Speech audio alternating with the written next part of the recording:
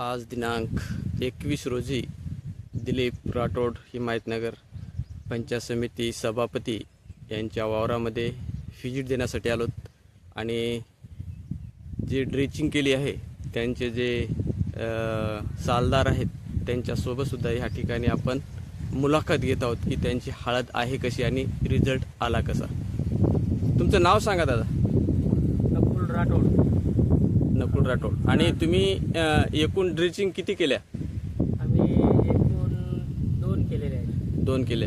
आणि त्यांचा रिझल्ट कसा वाटला तुम्हाला? रिझल्ट चांगला आहे. एकदम रिझल्ट चांगला वाटला. नंबर 1 रिझल्ट आहे. पुटवे वगैरे कसे काढायले? चांगले आहेत. आतापर्यंत पुटवे किती निघालेत? 3-4 झाले. 3-4. हो. आणि तुम्ही हे जे तुम्ही कोण्या कंपनीचं प्रोडक्ट्स वापरले, औषधी वापरली?